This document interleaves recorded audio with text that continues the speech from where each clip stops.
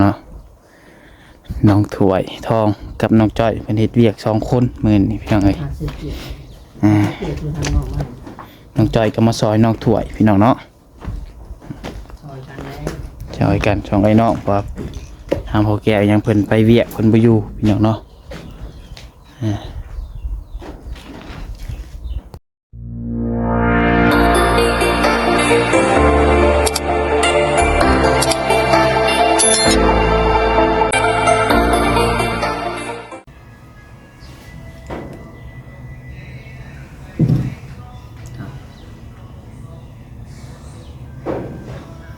กราบทักทายสบายดีสวัสดีพ่อแม่พี่น้องสบายดีป้าลุงแล้วก็ FC กันเบิดสุคนเบิดสุหม่องสุบอนเด้อพี่น้องเด้อบ่ว่าสิอยู่ฝั่งลาวฝั่งไทยแล้วก็อยู่ทางต่างประเทศนะพี่น้องเนาะก็ยินดีต้อนรับเข้าสู่ช่อง YouTube น้องพัดชัย Channel อีกแล้วพี่น้องเอ้ยมาพบมาพ้อกันมื้อนี้นะพี่น้องเนาะน้องพัดชัยก็ได้เดินทางขึ้นมาทางบ้านทางเรือนของทางน้องๆคนที่เก่าเนาะพี่น้องเนาะแต่ว่ามามื้อนี้คือสีเงียบๆพี่น้องเลยเนาะเบิ่งทางเงินน้องไม้ก็จักเพิ่นอยู่เรือนอยู่ซานหรือบ่พี่น้องเอ้ยคือว่าต่างประตูก็ปิดเบิดเนาะคือตารางก็บ่เห็นมีผู้ใดตอนนี้น้องก็ใช้อยู่เรือนน้องจ้อยพี่น้องเนาะน้องจ้อยก็จงใจอยู่เรือนน้องถอยทองบ่จักพี่น้องเนาะเรือนน้องถอยทองก็คือว่าเป็นเห็ดอยู่บ่พี่น้องเอ้ยตัวอยู่เป็นแต่2คน1บ่แนมไปเบิ่งขนาดพี่น้องเนาะแต่ว่าเป็นเฮ็ดเวียกเฮ็ดงานสำบักจักมื้อเนาะทางพวกแก้วยังก็จักเพิ่นอยู่หรือบ่พี่น้องเอ้ยวันนี้ก็บ่ได้อัปเดตทางเรือนน้องดาวมืดพี่น้องเนาะเพราะว่าวันนี้น้องผู้ชายก็กลับเมื่อไวพี่น้องเอ้ยว่าเพิ่นว่าเฮ็ดเวียกกับตอนแรกเนาะเมื่อวานนี้น้องผู้ชายก็เลยบ่ได้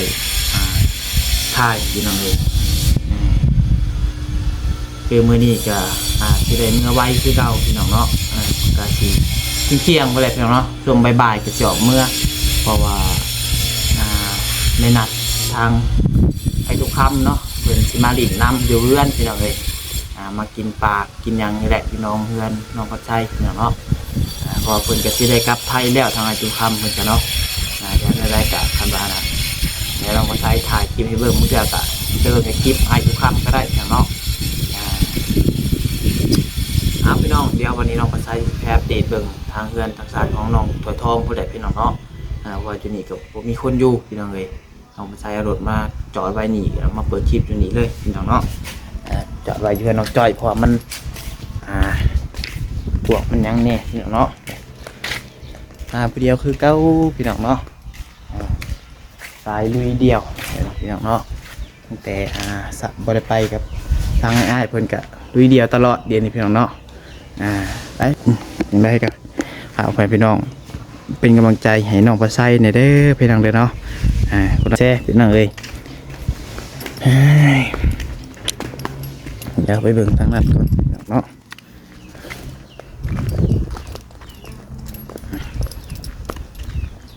ซึ่งจิบได้ไปนำกันกะหักแพงกันคือเก้านอกจากเนาะกับทางง่ายๆเป็นกันก็ติดต่อหากันอยู่พี่น้องเนาะมีแบบมีงานอย่างกับไปนำกันอยู่พี่น้องเนาะแต่ว่าเป็นแกตัวคอยเอา YouTube เป็นหลักแล้วอย่างน้องยังเหลือแต่น้องพัดไซนี่แหละพี่น้องที่ว่ายังเอา YouTube เป็นหลักอยู่พี่น้องเอ้ยพี่น้องตัวพี่น้องเอ้ยมาบัดนี้เป็นตั้งวงกบวงแล้วเนาะยังคืออยู่กัน2คนบ่มื้อนี้น้องสวยฮะ3ไผเจ้านี่ข่อยน้ำสบายดีเด้อสบายดีเรื่องจ้อยมื้อนี้อยู่กัน2คน3ไผสลาน้องสลาบ่อาบน้ำอยู่ห้องทั้งเงินพอแก้วช่างได้สับพาเพิ่นไปใช้ซะเวียกไปเบิดเลยบ่ บ่าวสงบ่าวหยังก็ไปเบิด แม่นกินฮีดเหรอ ฮะ กินฮีดในบ้านอยู่ในบ้าน กินฮีดอยู่ในบ้าน แม่นเขาเอามือมาขอบตัว กินงูเลยนะ เนาะ เอา เอากินฮีดไผน่ะคนในบ้านบ่ฮะ เล่นใส่จักขี้ใครวะ กินงู แม่นฮีดสังพุดบ่ ไม่รู้ ฮะ ยิน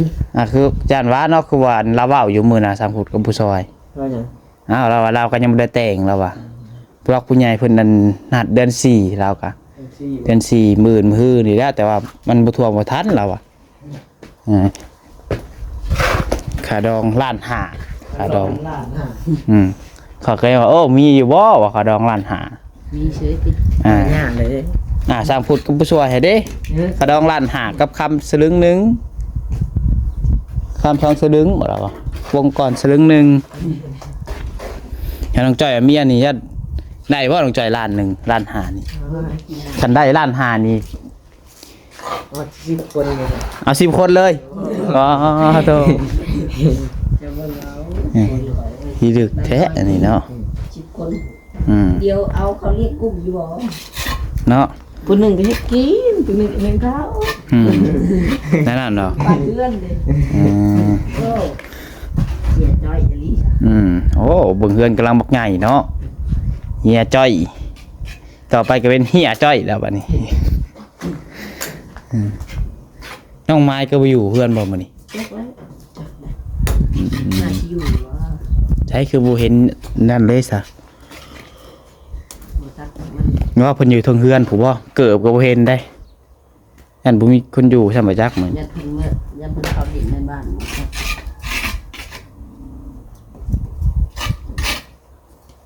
เงียบพี่น้องเนาะ เงียบสงัด เงียบไปเลยมื้อนี้นี่แต่ว่าคันบ่คะแนนว่าอนาคตแปลว่าบ่ได้เฮ็ดหยังนี่ก็สิเงียบมันนี่แหล้วเนาะเฮือน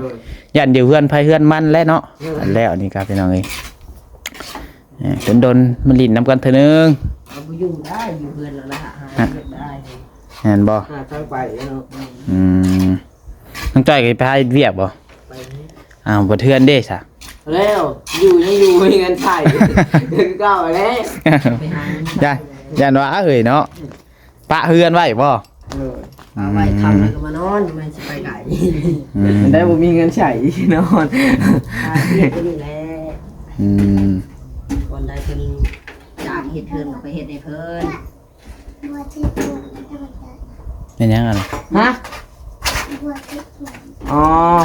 พอช้างกุดเจ็บท้องแม่นบ่ นี่ละบ่ เจ้าเข้าใจเชื่อบ่ อะไร บ่น้องโอทีอยากบอกบ่โอทีนั่นพี่ก่อนสบายดีเด้อสบายดีป่ะลุงเป็นยังก่อนมาบอกยังกินนี่ ก็จิตท้องบ่ ฮะว่าใหม่เด้อ หลอดนะมั้ย เขาเก็บทองแล้วเลยมา พอเจ็บท้องบ่ได้มา พอ ครอบให้ แค่บอกให้เจ้ามาครอบบ่ เดิน ให้เจ้าเฮ็ดได้มานี่เนี่ยย่างมาบ่ให้มาดูเกือบก็บ่ใส่เนาะมื้อนี้เพิ่น แม่ยังกล้ามาขอ เพิ่นน้องดาวก็บ่ได้เฮ็ดซะเนาะ เด้อ ไปคอยเมื่อเด้อ วางอย่างหัวได้ อ่า ย่างตามทางเด้อ วางยางหัวเด้อยางซ่อนหัดไอ้จ้อยบ่ได้ไปเอาได้อืม ให้ยิงก็เป็นนึง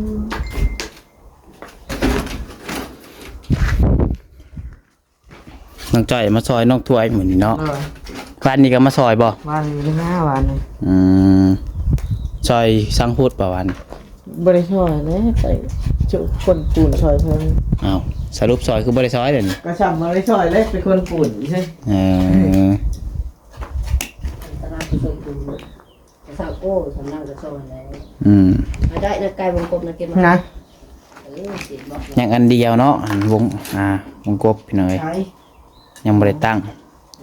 วงยืนก็ตั้งแล้วเรียบร้อย ถามเนาะโอ้โห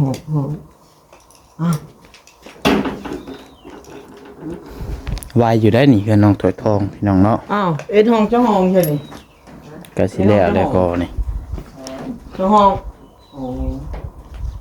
ตื่นวงก็ ตื่นวงกบยังน่ะ คิดว่าเขาเอามาให้เรือนะผมว่า คือเราคือมี4วงติโดดเนาะ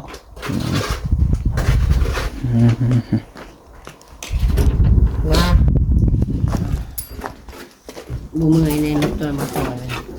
เห็นบ่ มีคนเห็นปูนแล้ว เราคนเดียวขึ้นลงแล้ว เนาะเฮ็ดเวียกสูงอีกเนาะ มาตั้งเลย น้องพลอยยังบ่ได้มาเลยบ่น้องพลอย ทาง อืม นักบุญนักรถ ยังโดดบ่เพิ่นเมื่อเวียกยังน่ะ โอ้มีเรียกแบบแม่เฒ่าคนเมื่อยเลยแม่เฒ่าคนเมื่อบ้านนะ เมื่อบ้านนั่นพี่น้องเขาอยู่ แต่เพิ่นเมื่อเผาเฮือน โดยเมื่อเผาห้านเพิ่น เจอผู้บ่าวมาจีบเดี๋ยวไปจักผู้บ่าวมาล้มเอาแล้วไปจัก จีบรถไปจีบกัน ฮะ จะจีบก็จีบรถ เจ้าเบอร์วิทย์ก็น่าหายแล้ว เนาะ เด้อไปอยากกินเจ้า จุใส่ว่าเท่บ่จ้าบ่ดีติ คือใช่เห็นแท้เลย เราเป็นคนแบบนั้นเหรอเคยเบียด ตื่นมาโหราเฮ็ดเวียกเฮ็ดงานบ่ได้ว่าตาตูบตาโป คอยบ่นอนจมกันแล้วนะ โตก็โตเข้าเลย จีบก็จีบตามใจเขาเจอคนที่ดีกับคอยสบาย น่ะระดามาได้น้องจ้อยเอ้ยเมื่อก่อนส่งคลิปให้น้องพลอยเบิ่ง เรากำลังปลอบใจเจ้าของตอนนี้ โอ้ยพากันเฮ็ดแต่เช้าบ่นี่คือเอาไปเฮ็ด ไปฉากมาเลย ใช่ตัวนี้ใจเป็น ไง มาแล้วโหด พี่น้องเนาะ นี่ ต่างกบเธอไว้อยู่พี่น้องเนาะ ไปไปก่อวงกำลังทำเต็ม จะเทคานเลยแล้วบัดนี้เนาะ เลย เด้ผู้น้องไม้โทหอบยังมาเด้น่ะเนาะ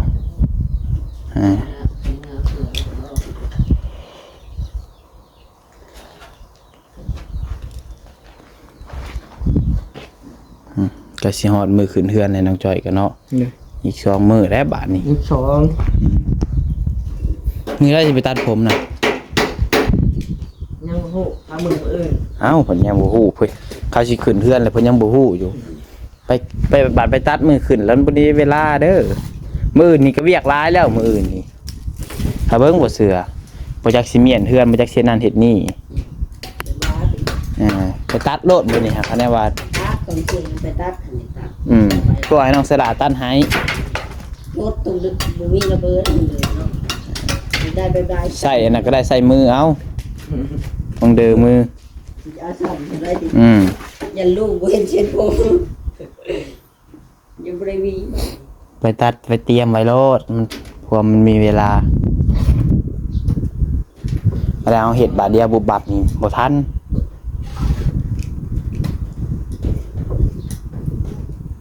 แต่ได้บ่ดอกไผ่นี่ ได้น้องได้ ได้บ่ได้ ถ้าได้บ่ได้ก็รอมาหอย ยังเวียนต้นไผ่ช็อตบ่จักนี่ฮะยังใส่เฉย ใส่ซื้อ ของแท้เลย ๆตัวไผ่ช็อตตัวเดือนของเสลาได้นี่พี่น้องเนาะ ตอนนั้นจะดับ ยังใส่ได้เฉย มาปีเสียได้ได้ก่อน อยู่กันเฮ็ดกัน2คนเนี่ยปูนแข็งก็บ่ปูนอันนี้ ดูถังเข้ามาว่าร็อกแข็ง มันไม่ได้แข็ง ว่านี่บ่จิบบ่ได้เข้ามาบ่ เขานะเขาบัว เขาอยู่วัน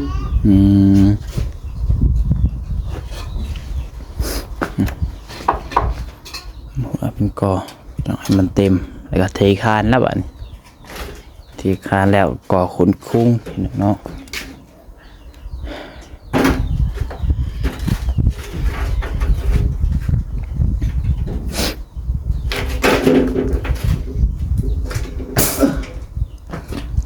โดดลงหอยเหยียบแต่กระปูแห้ง น้ำให้ ยาวครัว เจอกันแล้วเปิดที่จอดใจ อืม ห้องแม่ห้องแม่ แล้วสวรรค์คนบอกมาถามนะลืมสวรรค์จีซี นะนี่แหละอย่างเนาะอัปเดตพี่น้องเบิ่งเรื่อยๆพี่น้องเอ้ยพี่น้องเพื่อนน้องเปิดทอง เรื่อยเรื่อย เรื่อยๆ นี่สวยอยู่ร้องคล้องตลอดอยู่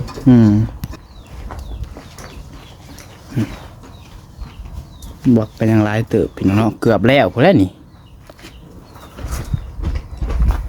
บ่แล้วก็ยังน้อยพี่น้องเลย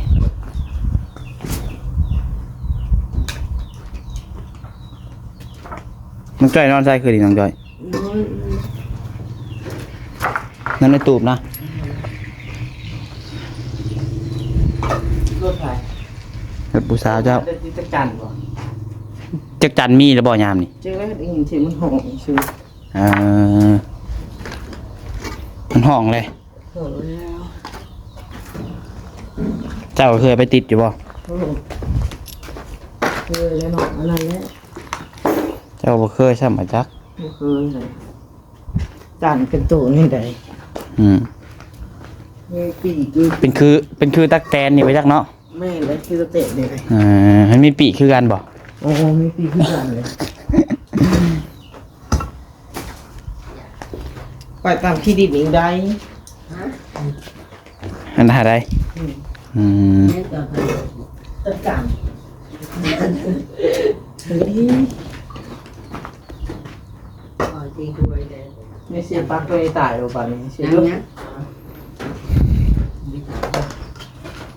ฮ้อนแล้วพี่น้องบัดนี้เนาะ ห้ ฮ้ อ อน น เช้า ฮ้อนอีหลีนี่แต่เช้าแต่เสียวเนาะ พี่น้องได้จะโทรศัพท์ปีก ฮะ จืด มันแต่เช้าแต่เสียวดิไหวเลยคือเปียกบ่เลย อ่อนแล้ว เปียกบ่แล้วน้องก็ใส่ อาบน้ำ พี่ลึกพี่โลอะไร อาบน้ ใกล้สิฮอด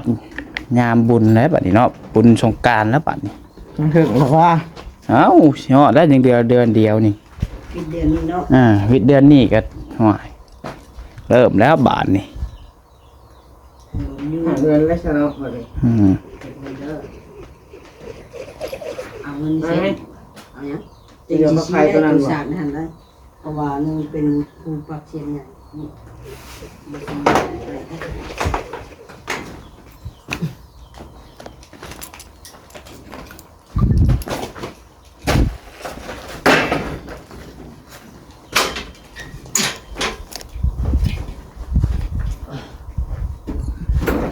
ไม่จอดห้องเห็นปะ เนี่ยยังไม่ได้ห้องใช่ไหมฮะ มันฉับลงตรงมาคุณเลย รูปลงเนาะ ฉับลงคุณเลยแน่ ได้ใหม่นี่ ใช่ ได้ใหม่ตัวนั้นก็ได้ฮะ ใช่ไหม หน่อยโหดประจัก มันถึงน้ำใดดันเปิดใด ถ้ามันรูปลงเนาะ เดี๋ยวปีนเลยได้จ้าก็แต่หนึ่งเต้ไปเฮ้ย โอ้ย ขับยินดี โอ้ยโทษเราห้าเจ้าได้ฮะเจ้าเราย่อให้ปีนทุ่มง่ายลังเลยพอเอง หายเรียกจิตเดือน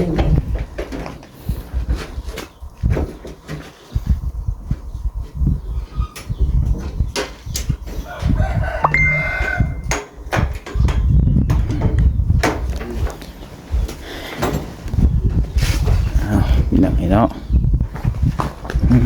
ประมาณนี้แหละคือจีประมาณนี้แหละอัปเดตให้น้อง เบิ่งนำกันอยู่ทางนอกปานนี้เนาะยังจอยจบคลิปเลย จะเจ้าคิดไปเจ้าสิประมาณนี้แหละประมาณ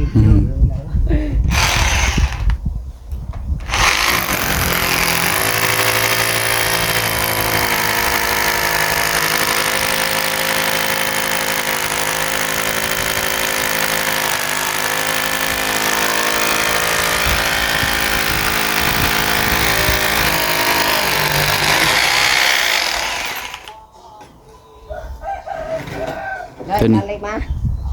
เล็กยังเลยชิปคือเล็กสาว จักในชีวิตเล็กมีเส้นเดียวนะกองทางไหน ตัวนี้เทคานเดียวตัวนี้เนาะตัวนี้เล่นเห็นบ่คานเดียวแล้วก็คุณคุ้งเลย กองเป็นเพียงวงกบก่อนมึงได้เท อืม ผู้นี้ก็กองอีกแถวนึงในที่ข้าน อืมเอาพี่น้องเอ้ย ในข้านนี้เต็มเอากบกระถาจะบอกแก้วแล้ว อืมให้เบิ่งช่วงเช้าน้องสำหรับเพื่อนน้องถวยทองพี่น้องเนาะก็คือสิประมาณนี้แหละพี่น้องเนาะนำมาใส่ก็ขอจบคลิปไปเพียงเท่านี้พี่น้องเนาะเดี๋ยวพบพอกันคลิปต่อไปพี่น้องเนาะได้ก็เดี๋ยวเสียน้องจอยมาเป็นยูทูบเบอร์ให้บัดนี้พี่น้องเนาะให้เพิ่นถ่ายคลิปให้แต่ละมื้อให้เพิ่นคลิปละ50 บ่ยากบ่ยาก เพราะว่าใส่น้ำมันโดดมากอะมื้อละ50ให้เราถ่ายส่งให้ลงให้น้องจอย โอเคพี่น้องเอ้ยขอบคุณแม่พี่น้อง FC ทุกคนที่เข้ามารับชมเนาะ